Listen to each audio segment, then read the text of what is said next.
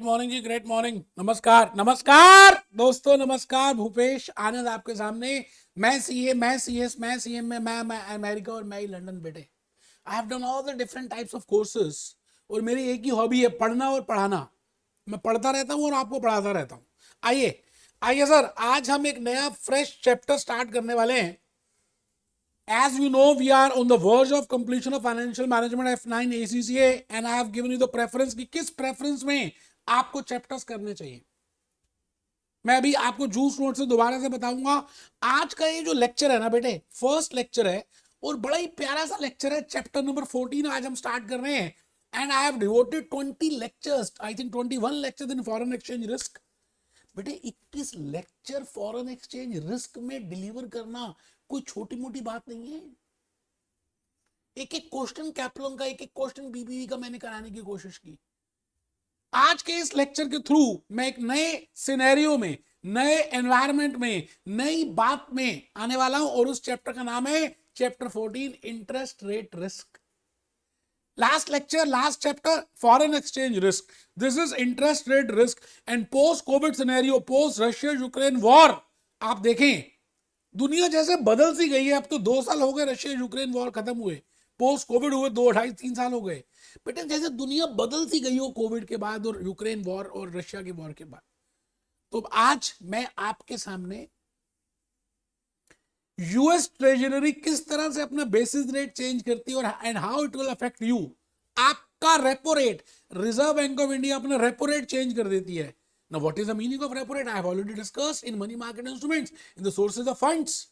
मैं सब कुछ बताऊंगा। आप बस रजिस्टर ओपन करें जी, भूपेश आनंद बंदे को बोलते हैं, और आपके सामने मैं खड़ा हूं lecture number 1 interest rate risk को लेकर। इंटरेस्ट रेट रिस्क में मैंने एक एक्स एक्सिस लिखी और एक वाई एक्सिस लिखी। आज मैं आपको यील्ड कर्व की बातें बताऊंगा। बेटे बातें तो बड़ी सारी बतानी है, लेकिन कुछ पहले 1-2 बातें और कर दूं। Energy management is more better than time management.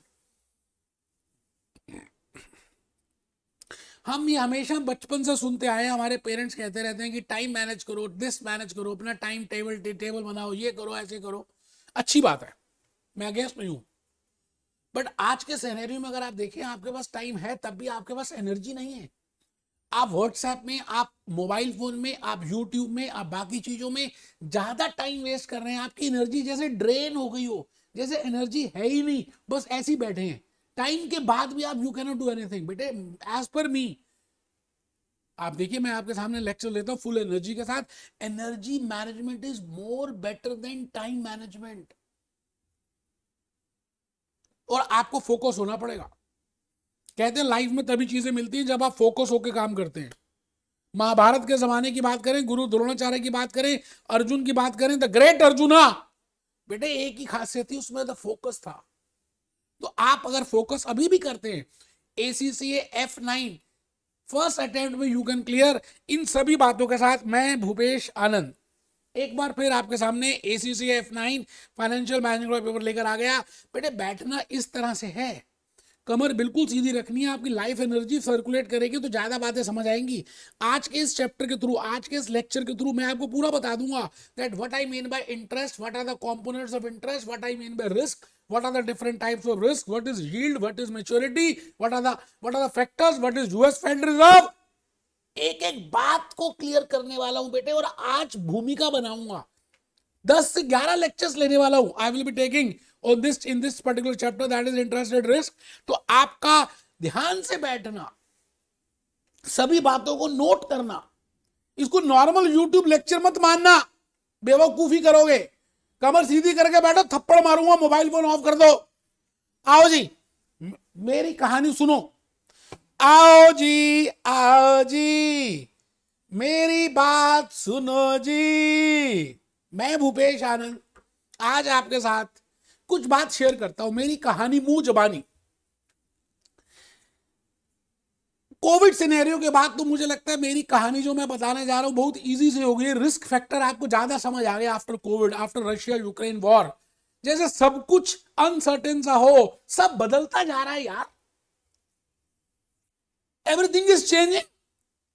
भगवान कृष्ण ने अर्जुन को यही बात बोली थी, अर्जुन उत्तिष्ठा चलंती, चल, रुक मत, क्योंकि सब बदल रहा है। आप देखिए, as a finance manager, as a ACCA cum finance manager of a company, you can see the scenario of post covid scenario.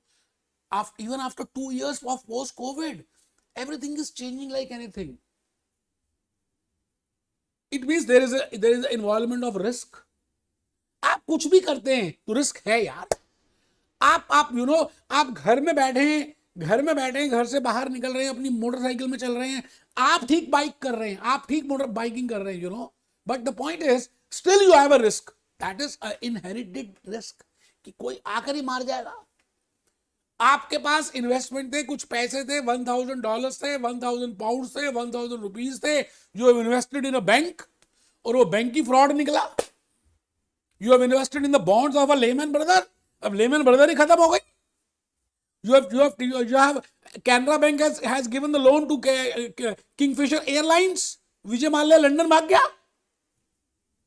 मतलब आप ये समझ लीजिए कि रिस्क तो आज आपको हर पार्लेंस में दिखेगा, और मैं आज उसी रिस्क की बातें करने वाला हूं। आप एग्जामिनेशन देकर आएंगे, and after some months you will be getting the result, the possibility of variation in that result in your expectations, that is risk. आपने सोचा था that you will be earning this much of ROCE or return on equity, or this much will be the profitability, gross profit ratio, operating profit ratio, but that is not the case because of post-COVID scenario. That is the risk. You thought कि budget के बाद कुछ policies change हो जाएंगी, आपकी investment की value बढ़ जाएगी, हुआ नहीं। आप इन्फोसिस के फाइनेंस मैनेजर हैं, and you are a cash rich company, you want to invest in money market instrument for a short term period। जैसे ही आप इन्वेस्टमेंट करने लगे, यूएस का फेड रिजर्व चेंज हो गया, इंडिया का रिजर्व बैंक ऑफ इंडिया का रेपो रेट चेंज हो गया, so you have to invest in that small amount of that lower amount of deposit rates। you have long term investments, आपके पास long term investments थी, अब interest rate ही change हो रहा है, तो बेटे ये क्या है, सब क्या है। मैं आज आपके सामने सारी बातें रखूंगा, आप मुझे रोकना मत यार, और सब कुछ लिखते जाना। फर्स्ट पॉइंट पहले तो लिखो, risk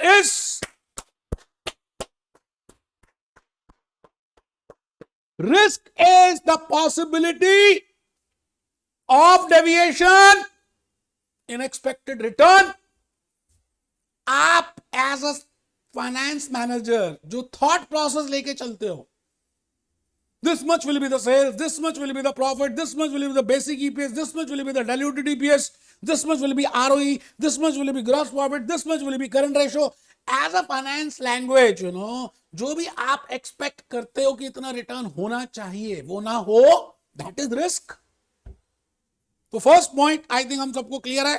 There are different types of risk. I have just given you example. There are different types of risk which we have to face.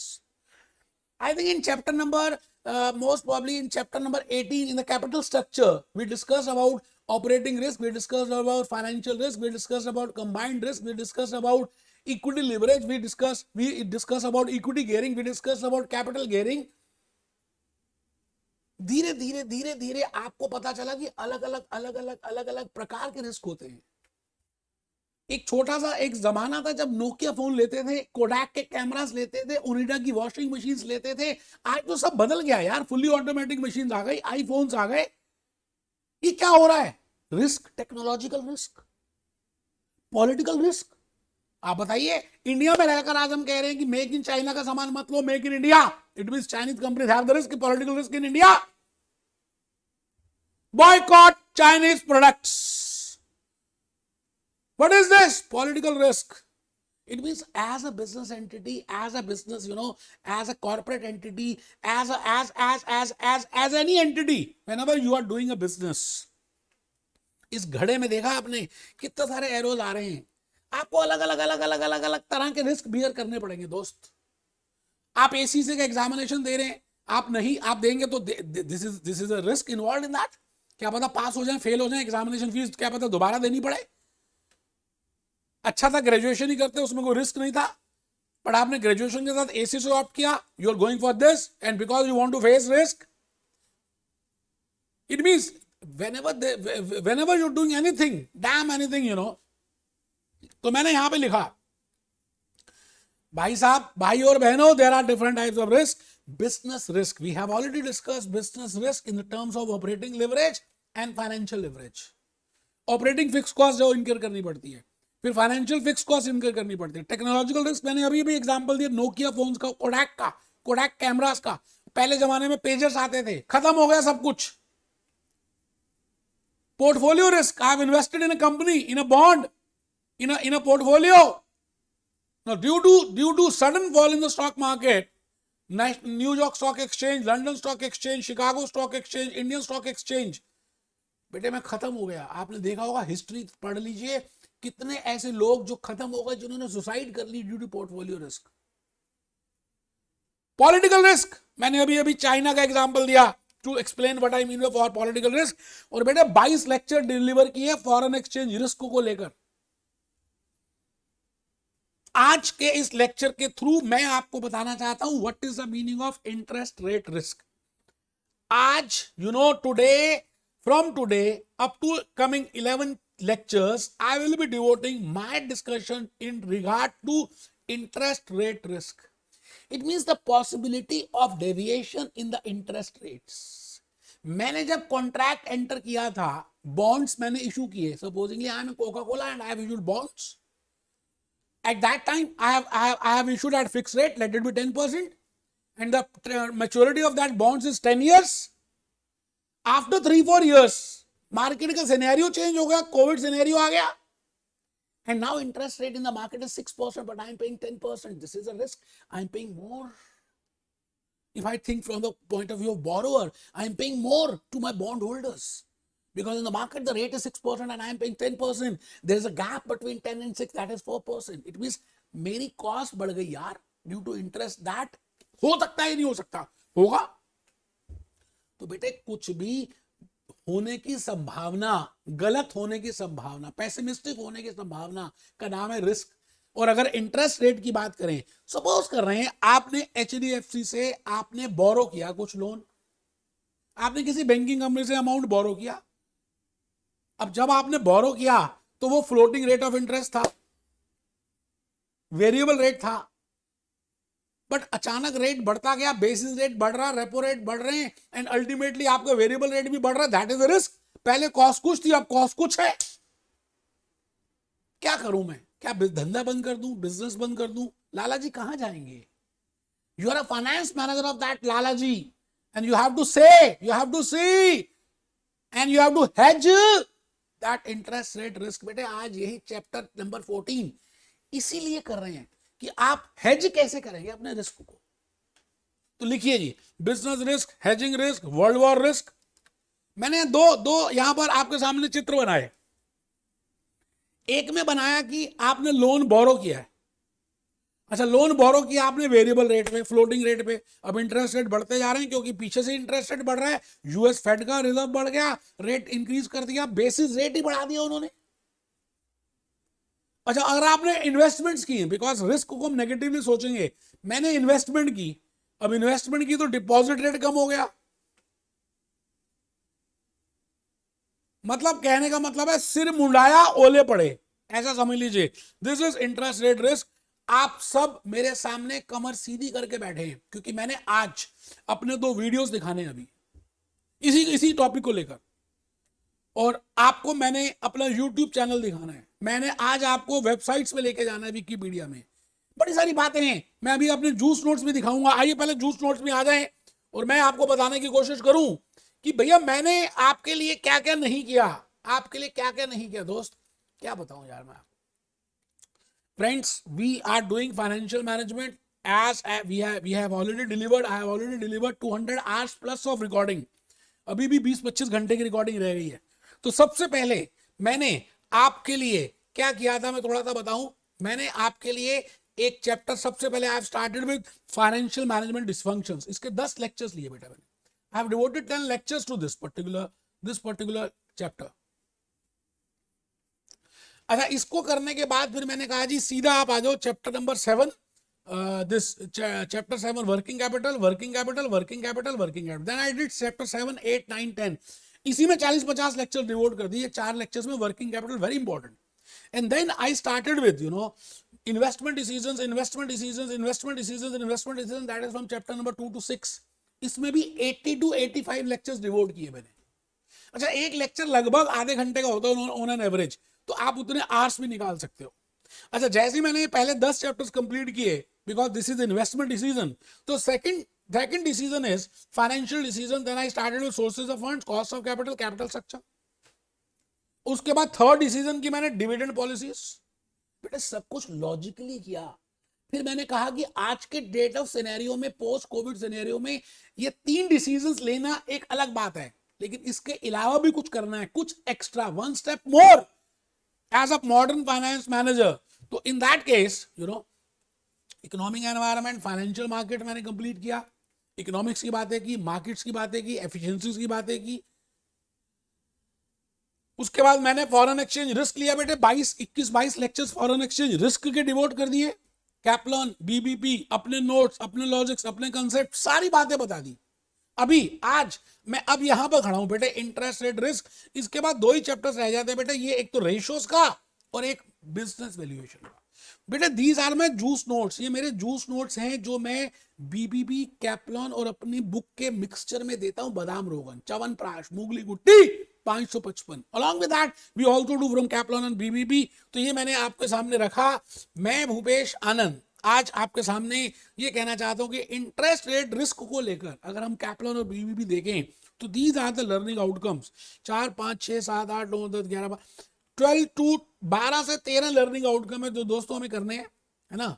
तो आज मैं इसको स्टार्ट कर रहा हूं. 12-13 learning outcomes I have covered in 10-11 lectures. आपको बड़ा अच्छा लगेगा जो मैं बताऊंगा. आप जब बातें सीखेंगे, समझेंगे, तो बड़ा इंपॉर्टेंट. आज देखिए, I have divided this chapter into 4 concepts. Interest rates, interest rate risk, hedging interest rate risk, summary. आज जबकि मैं कोई भी कंसेप्ट कवर नहीं करने वाला, आपको एक बेसिक इंफॉर्मेशन दूंगा, what I mean by risk, how many types of risk, and I will prepare a flow chart in regard to interest rate risk. तो आपको एक बेसिक फाउंडेशन क्लियर हो जाएगा कि साहब ये रिस्क है, ये इंटरेस्ट रेट रिस्क है, ये पॉइंट्स हमने करने हैं, ये 3 क्वेश्चंस हैं, ये बातें हैं. आज हम उसको डिस्कस करेंगे. आप मेरे साथ साथ चलते जाएं, चलते जाएं, चलते जाएं. चलते चलते कौन मिला? चलते चलते इंटरेस्ट रेट रिस्क मिला. थर्ड पॉइंट लिख रहे हैं, interest rate plus risk is equal to interest rate risk. बेटे भूपेश आनंद ने अपने हाथों से हैंड रिटन स्लाइड्स प्रिपेयर की हैं. पीपीटी ऑलरेडी बनाकर आपको पीपीटी से नहीं पढ़ाया. क्या टच आएगा यार जब आप पीपीटी से पढ़ेंगे. पीपीटी की आप सॉफ्ट कॉपी ले लेते हैं, आपको अंडरस्टैंड ही कुछ नहीं होता. या बुक में ही मार्क कर दूं तो क्या समझ आएगा, ढीले हो जाएंगे आप. लिखना है, अगर सच में ही फर्स्ट अटेम्प्ट में क्लियर करना है तो आप मेरे साथ साथ लिखिए, सभी सारे नोट्स बनाइए. जिन लोगों ने, जिन बच्चों ने, we have those who have purchase our lectures, they are getting first time success यार. और नोट्स बनाएं क्योंकि इसका आने वाले कोर्सेज में, आने वाले पेपर्स में बड़ा हेल्प रहेगा. तो लिखेंगे interest rate risk means deviation in the interest rates. As a entity मेरे पास एसेट्स भी हैं और मेरे पास लायबिलिटीज भी हैं, और कुछ लायबिलिटीज इंटरेस्ट रेट पर रिलेट करती हैं और कुछ एसेट्स भी इंटरेस्ट रेट पर रिलेट करते हैं. लायबिलिटीज मींस मैंने लॉन्ग टर्म लोन बोरो किया एंड मैंने बॉन्ड्स इशू किए, तो these are my liabilities and now they are dependent upon the interest rates because I have issued at a particular time. Now there is a changing in the scenario and there is a change in the interest rates. My value of the liability, the value of the liability, the value of the loan, the value of the assets, they are changing क्योंकि मेरी cash flows change हो जाएंगी. तो interest rate से मेरी valuation में dependence आएगी. तो मैं कह रहा हूं interest rate risk is deviation in the interest rates as per expectations. मैं जो सोच रहा था वैसा ना हो, इंटरेस्ट रेट में चेंजेस, उसको बोलते हैं इंटरेस्ट रेट. आगे वाली बात बड़ी प्यारी लिखी है, क्योंकि रिस्क है ना हमेशा हम नेगेटिव एस्पेक्ट में देखते हैं. तो it is a adverse effect, adverse movement in the interest rates. Loan अगर आपने लिया है तो मैं कहूंगा इंटरेस्ट रेट इंक्रीज हो गया तो एडवर्स मूवमेंट होगी. आपने इन्वेस्टमेंट किया है as a deposit, as a asset, और इंटरेस्ट रेट कम आ गया तो it is adverse. Getting my point. तो मैंने लिखा जी adverse movement in interest rates due to which reduction in the future cash flows of an entity, जिसकी वजह से एंटिटी की भविष्य की कैश फ्लोज में इफेक्ट आएगा, उनको बोलते हैं that is named as interest rate risk. आप खुद सोचो ना, आपने बैंक से लोन लिया, एजुकेशन लोन, और वो वेरिएबल रेट का था एसीसी की पेमेंट करने के लिए।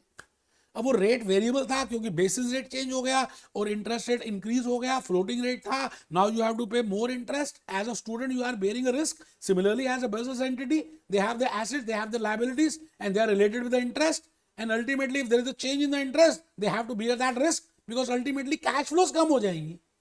आप मेरी बात को समझ रहे हैं ना? तो मैं कहता हूं जी interest rate can be fixed और फ्लक्चुएटिंग। फिक्स मतलब आपने कहा जी 8% देंगे तो 8% ही देंगे, दुनिया जहान ऊपर नीचे क्यों ना हो जाए। फॉर एग्जाम्पल मैंने नीचे लिखा bonds, so you have issued fixed rate of bonds, it means you are issuing bonds at a fixed rate, you will not change your rate of interest, but market scenario तो demand और supply से चलता है, economic growth GDP से चलता है, market scenario में थोड़ी फिक्स रहेगा, बदलता जाएगा यार। So it means that there is a change, there is a gap, there will be a gap, और उस गैप की वजह से आपको रिस्क है। कई बार आपको लगेगा आप ज्यादा पेमेंट कर रहे हो बॉन्ड होल्डर्स को, और कई बार लगेगा कम दे रहे हो, आपकी बॉन्ड की वैल्यूएशन कम हो जाएगी, कई बार वैल्यू बढ़ जाएगी। So that is named as risk. Interest rate risk from the point of view of finance manager, एक तो इसको आप लायबिलिटी के पॉइंट से देख सकते हैं, है ना, लायबिलिटी के पॉइंट से देख सकते हैं, and you can also watch it from asset point of view. Asset में कैसे, आपने इन्वेस्टमेंट्स की और उस इन्वेस्टमेंट्स की वैल्यू ऊपर नीचे हो गई ड्यू टू इंटरेस्ट रेट, आपने you have invested in treasury bond, you have invested in money market instruments and there is a sudden decrease in the treasury bill rate, तो आपकी वैल्यूएशन कम हो जाएगी। And if you have issued bonds, rate market में कम हो गया, आप ज्यादा पे कर रहे हैं, आपने लोन लिया था ज्यादा दे रहे हैं, कम हो गया, there is a difference, you know, and whenever I say risk is adverse movement। ठीक है सर। अब सवाल ये आता है कि इंटरेस्ट रेट जो आप पे करते हैं as a corporate entity to the bond holders, और which a banking company pays to you as a depositor, supposing you are going for fixed deposit और you are issuing bonds to the bond holders, तो interest rate निकलता कैसे है यार? उद्गम स्थान क्या है? जैसे गंगा जी आते हैं गंगोत्री से, तो इंटरेस्ट रेट के पीछे बेस क्या है? What is the base? मतलब किस चीज को हम रखते हैं माइंड में और उसके बाद हम इंटरेस्ट रेट्स कैलकुलेट करते हैं, और what are the factors which affect interest rate? क्योंकि अगर आपको फैक्टर समझ आ गए तो आप इंटरेस्ट रेट रिस्क समझ पाएंगे। बेटे आज मैं कुछ बता नहीं रहा, आज मुझे खाली एक फ्लो चार्ट बताना है, असली पिक्चर तो लेक्चर नंबर 2 से स्टार्ट होगी।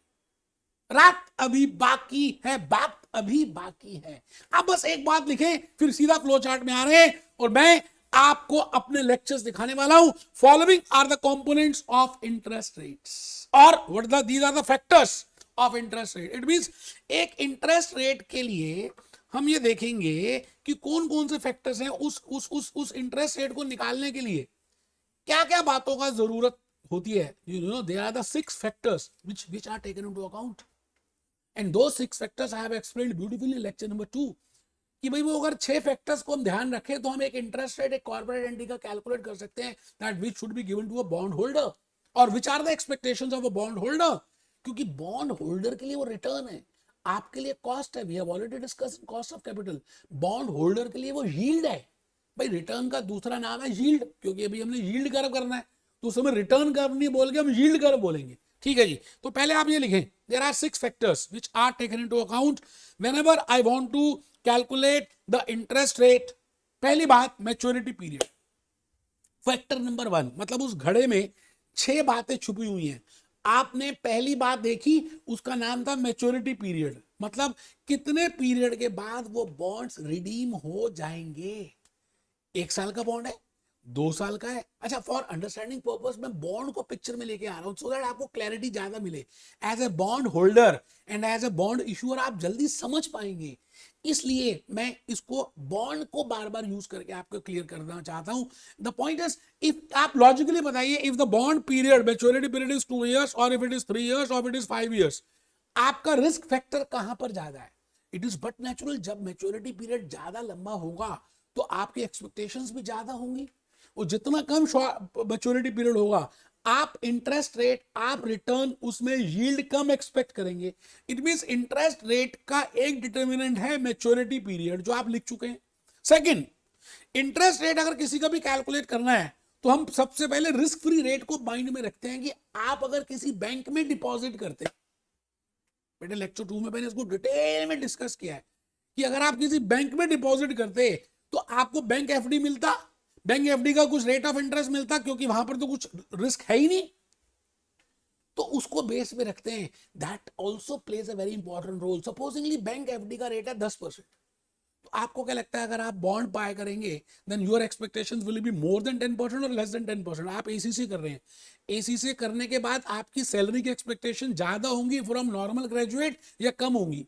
बिल्कुल ज्यादा होंगी, क्योंकि अगर आप एज अ ग्रेजुएट ज्वाइन करते बिग फोर को तो let it be X amount is the dollar of the salary, now you are expecting more than X amount because you have taken a risk. तो risk free rate का मतलब है कि normal अगर हम risk नहीं लेते तो कितना रेट ऑफ इंटरेस्ट या रिटर्न मिलता, तो that also plays a important factor while calculating the total interest of a bond. Third, default risk. अब भाई साहब ऐसा है, बैंक भी इंसॉल्वेंट हो जाते हैं, कुछ तो रिस्क होता ही है, जो इनहेरिटेड रिस्क होता है उसको आप इग्नोर नहीं कर सकते, तो उसके ऊपर भी थोड़ा सा अमाउंट हम प्रीमियम लेते हैं। Tax also plays a very important role. Sometimes the amount of interest which you are paying to your bond holder, it is taxable in their hands. तो अगर उनके हैंड्स में टैक्सेबल है तो वो नेट देखेंगे उनकी पॉकेट में कितना है, जितना ज्यादा टैक्स रेट होगा वो उतना ज्यादा रिटर्न एक्सपेक्ट करेंगे, क्योंकि उनकी जेब से भी तो पैसे जा रहे हैं। तो मैं बॉन्ड होल्डर और बॉन्ड इन्वेस्टर के पॉइंट से, बॉन्ड इश्यूअर और बॉन्ड होल्डर के पॉइंट से देख रहा हूं, तो आपको ज्यादा क्लैरिटी होगी कि भाई इंटरेस्ट निकलता कैसे है, इंटरेस्ट के कौन कौन से फैक्टर्स हैं और इंटरेस्ट में क्या क्या देखते हैं। तो मैंने पहली बात बताई, maturity period. Maturity period plays a very important role. Longer the maturity period, more is the risk. So more are the expectations. Then I discuss with risk-free rate, default risk, liquidity position. अब आप ये बताइए कि एक company की already liquidity position बड़ी अच्छी है, करंट रेशियो बड़ी अच्छी आ रही है, and you are giving a loan to that company, or you are investing as a bond holder in that company, तो your position will be somewhat safe, क्योंकि वो कैश रिच कंपनी है। But अगर आप कुछ ऐसी कंपनी में invest करें जहां पे लिक्विडिटी पोजीशन बड़ी खराब सी चल रही है, तो आपकी एक्सपेक्टेशन ज्यादा होगी फ्रॉम दैट कंपनी। बोलो बेटे ऐसा होगा या नहीं होगा, मैं ऐसे ही बोलता जा रहा हूं या आप रिलेट कर पा रहे हैं? जब तक आप रिलेट नहीं करेंगे तब तक ये chapter number 14 interest rate risk समझ आने वाला नहीं है। मैं भूपेश आनंद आज आपके सामने ये बातें बता रहा हूं कि जो एक बॉन्ड होल्डर है, if a bond holder is there, एक कंपनी है बॉन्ड इशुअर, दूसरा व्यक्ति है bond holder, bond investor. Ramlal, let it be Ramlal, bond investor ने बॉन्ड इशुअर में कुछ पैसे इन्वेस्ट किए। अब जब ये पैसे कर रहा है तो he will expect something, he will expect return, and that return is named as yield, उसको यील्ड बोलते हैं।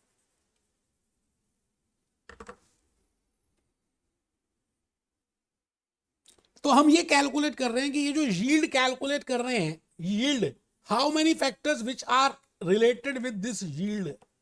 ठीक है सर, बहुत बढ़िया, क्योंकि जब आपको ये पता चल जाएगा then you can appreciate what I mean by interest rate risk.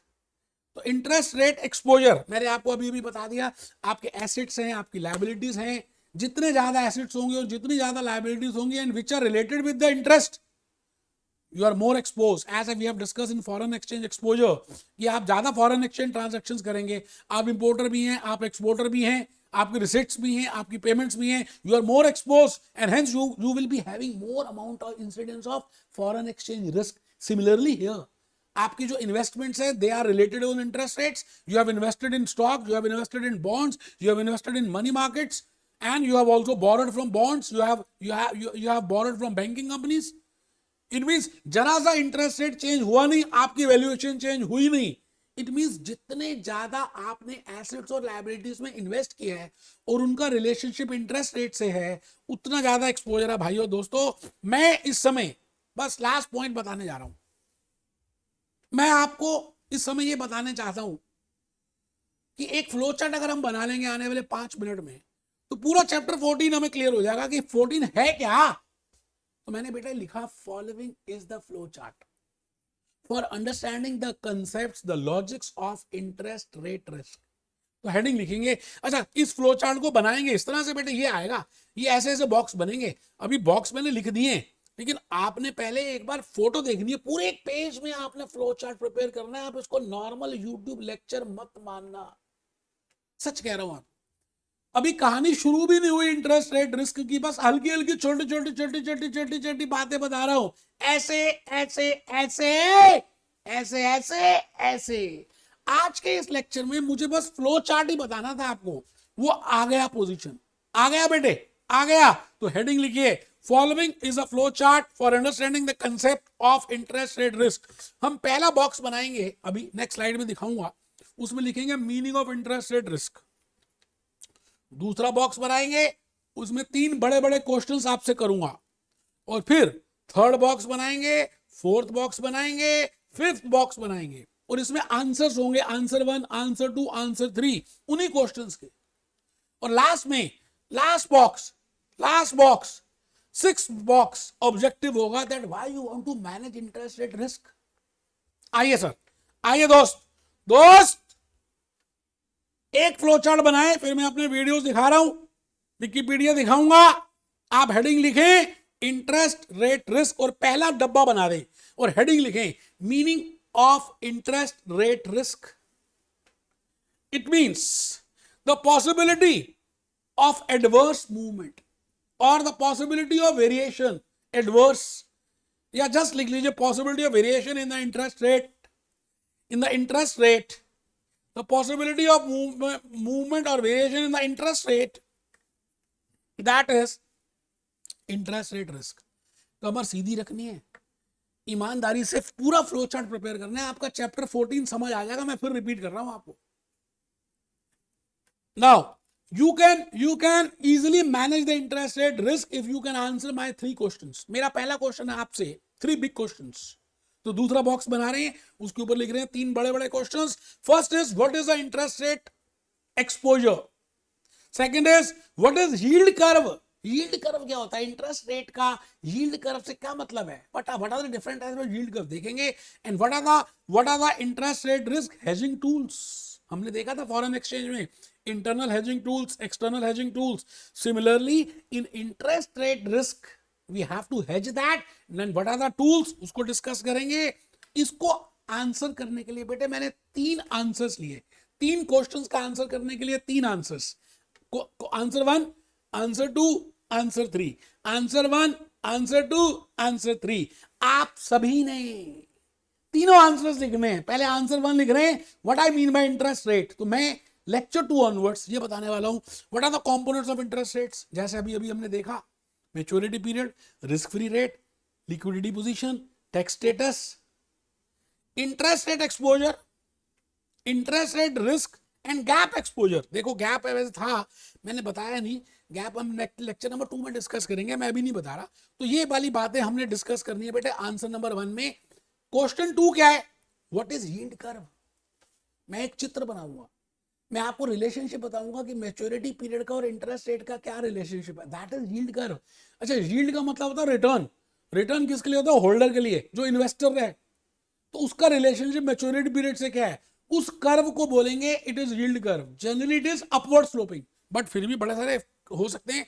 तो पहली बात यील्ड देखेंगे, फिर यील्ड कर्व बनाएंगे, फिर टाइप्स ऑफ यील्ड कर्व्स देखेंगे, और फिर यील्ड कर्व की कुछ थ्योरीज देखेंगे जो फिरंगियों ने हमें बता दी। बेटे एक एक बात क्लियर कर दूंगा, बीबीपी, कैप्लन सब कुछ कवर करूंगा। मुझे खून दो, मैं आजादी दे दूंगा आपको चैप्टर 14 से, बट आपको खून देना है, कंजूसी नहीं करनी। Question number 3, what are the hedging tools. बेटे आंसर 3 सबसे इंपॉर्टेंट है। पहला हेजिंग टूल जो हम डिस्कस करेंगे उसका नाम होगा फॉरवर्ड रेट एग्रीमेंट। दूसरा इंटरेस्ट रेट गारंटीज। तीसरा इंटरेस्ट रेट फ्यूचर्स, जगह नहीं थी। फिर fourth interest rate caps, floors, collars, और लास्ट है मेरा सबसे इंपॉर्टेंट, मेरे को जो सबसे अच्छा लगता है, इंटरेस्ट रेट स्वैप्स।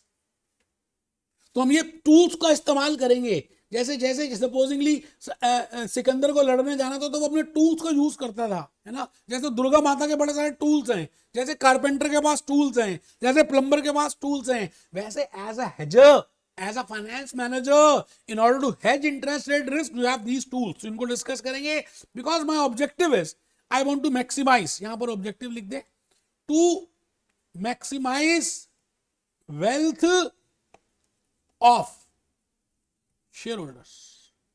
पहले चैप्टर से करते आ रहे हैं बेटे, यही ऑब्जेक्टिव है, यही ऑब्जेक्टिव है, to maximise the wealth of the shareholders. This is my objective of interest rate risk.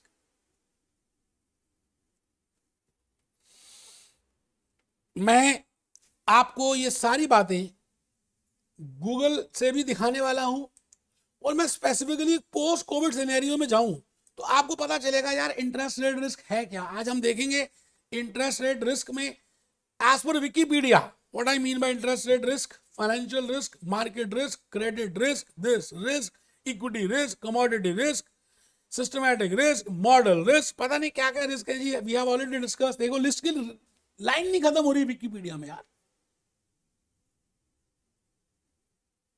Out of that, we are doing two. We are doing three types of risk. First is businesses, which we have already covered in chapter number 18. Foreign exchange risk, chapter number 13. ACCF9, financial management, and chapter 14 is interest rate risk. बेटे Covid के बाद इसका importance आ गया है, ये chapter छोड़ के नहीं जा सकते। ठीक है सर, नहीं छोड़ेंगे। तो मैं इंटरेस्ट रेट रिस्क की बात, it is the risk that arises for a bond owners from fluctuating interest rates. Interest rate fluctuate कर रहे हैं, दुनिया बदल रही है, आपके थॉट्स चेंज हो रहे हैं, कभी कुछ हो रहा है, कभी कुछ हो रहा है यार, दुनिया जैसे बदलती जा रही है, तो इंटरेस्ट रेट भी तो चेंज होंगे। उसकी वजह से जो रिस्क है उसको बोलते हैं interest rate risk. Yield curve आज देखेंगे, इसकी हम चित्र देखेंगे कि why this yield curve is upward sloping, lecture number 2 में। अभी मैं आपको वीडियो दिखाऊंगा वो वाली कि कैसे यील्ड कर्व का रिलेशनशिप अपवर्ड है और कैसे मैच्योरिटी पीरियड एक्स एक्सिस में हम लेते हैं।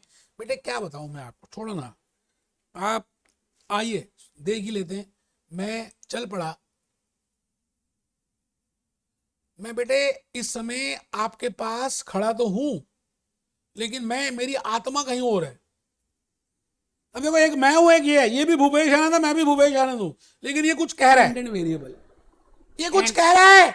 Yield is the dependent variable. Yield बेटे, मैं यील्ड कर्व एक्सप्लेन करूंगा कि यील्ड कर्व का अपवर्ड स्लोपिंग क्या है, इसमें डिपेंडेंट वेरिएबल क्या है, इंडिपेंडेंट वेरिएबल क्या है, एक आप ये बताओ। क्लियर करेंगे, पता चल गया।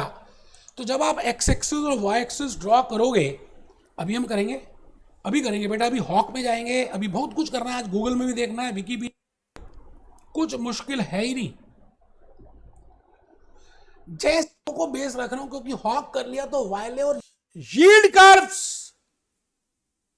की शेप कैसे होगी, क्या अपवर्ड हो सकता है, क्या डाउनवर्ड हो सकता है, क्या हम्ड हो सकता है, उसको डिस्कस करेंगे। और मैं और भी क्या बताऊं दोस्तों, कंपोनेंट्स ऑफ इंटरेस्ट जो मैंने अभी अभी बताया, एक एक बात को मैंने एक्सप्लेन किया लेक्चर नंबर 2 ऑनवर्ड्स। ऐसे नहीं 10-11 लेक्चर्स ले रहा, ऐसे नहीं पान पराग बन जाता, चुनिंदा चीजें होती हैं उसको देखकर रजनीगंधा बनाते हैं। आपने रजनीगंधा की एड में देखा होगा, ऐसे नहीं लेक्चर बन जाते, ऐसे नहीं खाली कैपलॉन में टिक टिक करा के पढ़ा दिया जाता, ऐसे नहीं पीपीटी से। बेटा भूपेश आनंद से सीखो कैसे पढ़ाना है। मैं आपके सामने इस समय खड़ा हूं और मैं चाहता हूं कि आप सभी एक बार मुझे बताएं कि क्या आप सभी ने ये पूरा का पूरा फोटो प्रिपेयर कर लिया। बेटे इंटरेस्ट रेट रिस्क तो समझ लीजिए, हम आने वाले 10 चैप्टर्स 10 लेक्चर्स इसी फ्लो चार्ट पे डिस्कस करेंगे, और उसका प्लान भी मैंने प्रिपेयर कर दिया। ये है बेटे भूपेश आनंद, हर एक एक चीज को प्लान करके। जैसे लेक्चर नंबर 1 अभी चल ही रहा है, तो आप बेटे इस लेक्चर प्लान को बनाएं, बड़ा अच्छा रहेगा, अच्छा लगेगा आपको। लेक्चर प्लान में लेक्चर 1 आप लिख रहे हैं intro of interest rate risk and the flow chart which we have just prepared. So this is lecture number 1। As such मैंने कुछ बताया नहीं, कहानी बाकी है। अभी तो जस्ट बताया कैटरीना कैफ और आलिया दोनों हैं इस मूवी के अंदर, बस इतना बताया। ठीक है जी। लेक्चर 2 में मैं जो लेक्चर 2 आपसे लूंगा उसमें कॉस्ट ऑफ कैपिटल बताऊंगा, फिर आपको रिटर्न की बातें बताऊंगा, यील्ड बताऊंगा, हाँ what are the factors which depend upon the interest, what are the components of interest. बेटे आप बस आप थक जाएंगे, कोका कोला की केस स्टडी कराऊंगा, ये सब कुछ मैंने पहले प्लान कर लिया है, स्क्रिप्ट बना दी है, स्टोरी बना दी है। बड़ी मेहनत लगती है इन सब बातों को करने में। कैपलन पढ़ा, बीबीबी पढ़ा, हॉक पढ़ा, अलग अलग चीजें पढ़ी, स्क्रिप्ट बनाई, स्टोरी बनाई, गाने बनाए, और फिर आया आपके सामने रिकॉर्डिंग करने। ठीक है जी। लेक्चर 3 में, अच्छा बेटा लिख रहे हो ये? थप्पड़ मारूंगा नहीं लिखोगे तो, कमर सीधी कर लो। Lecture 1 introduction of interest rate risk flow chart. Lecture 2 cost of capital, cost of debt, meaning of yield, component of interest rates, Coca Cola की केस स्टडी। लेक्चर 3 अभी दिखाया था yield curve, types of yield curves, theories of yield curves. एक एक बात को discuss कर दूंगा लेक्चर 3 में, लिख लो। फिर लेक्चर 4 में slope of yield curve upward की होती है जनरली, उसकी थ्योरीज क्या है, तो 2 लेक्चर्स डिवोट करूंगा, लेक्चर 3 और लेक्चर 4 ऑन यील्ड कर्व्स। एक एक बात को एक्सप्लेन करूंगा यार, कैपलन बीबीबी भरा पड़ा है, लिख लो, मानो मेरी बात। Lecture 3 yield curve, types of yield curve, use of yield curve. Lecture 4 theories of yield curve, liquidity preference theory discuss करेंगे, एक्सपेक्टेशन थ्योरी डिस्कस करेंगे, मार्केट सेगमेंटेशन थ्योरी डिस्कस करेंगे। लेक्चर 5 बेटा, लेक्चर 3, लेक्चर 2, लेक्चर 3, लेक्चर 4 की revision कराऊंगा। है कोई है mica लाल जो इतना कराएगा यार? फिर टेस्ट योर अंडरस्टैंडिंग के क्वेश्चंस करेंगे। लेक्चर 6 जब हमने समझ लिया रिस्क क्या है, जब हमने समझ लिया यील्ड क्या है, तो अब उस रिस्क को मैनेज करने के लिए हम हेजिंग टूल्स का इस्तेमाल करेंगे। और फॉरवर्ड रेट एग्रीमेंट सबसे इंपॉर्टेंट एग्रीमेंट है जो हम यूज करेंगे for hedging for interest rate risk. उसका पूरा लेक्चर नंबर 6 रहेगा। फिर लेक्चर नंबर 7 से मैं आपको दूसरे छोटे छोटे टूल्स बताऊंगा, जैसे इंटरेस्ट रेट गारंटी, जैसे इंटरेस्ट रेट फ्यूचर, और फिर टेस्ट योर अंडरस्टैंडिंग के क्वेश्चंस करेंगे। बेटे लेक्चर 7 का कंटेंट लिख लो लिख लो लिख लो। फिर हम आ जाएंगे लेक्चर 8 में, इंटरेस्ट रेट ऑप्शंस करेंगे, बड़ा इंपॉर्टेंट है आपके पेपर के लिए। कैप्स क्या है, कॉलर्स क्या है, फ्लोर्स क्या है। लेक्चर 9 में अदर वेज, अच्छा लेक्चर 9 तो मेरे लिए सबसे इंपॉर्टेंट है दोस्त, इंटरेस्ट रेट स्वैप्स। मैं आपको क्या बताऊं, इतना इंपॉर्टेंट है लेक्चर 9 की मैं बता नहीं सकता सर, इंटरेस्ट रेट स्वैप्स। और फिर lecture number 10 other ways to manage the risk and test you understanding. तो लगभग 10-11 लेक्चर्स रहने वाले हैं, मोटा मोटी यही रहेगा। वो बात अलग है कि मैं जब लेक्चर लेने स्टार्ट करूंगा तो शायद छोटा मोटा ऊपर नीचे वेरिएशन हो, लेकिन 80 to 90% यही लेक्चर प्लान है। इसी तरह से एक्सप्लेन करूंगा। चैप्टर 14 100 मार्क्स का भी आ जाए तो भी आप मेरे 10 लेक्चर्स अटेंड करने के बाद अटेम्प्ट कर पाओगे, इस बात की गारंटी है यार। बट कंडीशन ये है कि आपको नोट्स प्रिपेयर करने हैं, कमर सीधी करके बैठना है, कैलकुलेटर साथ में रखना है, थोड़ा सा माइंड रिलेट करना है, मैं जो वेबसाइट बोलूं देखनी है, तब तो समझ आएगा यार। मिलते हैं बेटा लेक्चर 2 में। Be happy, B jolly, B cheerful.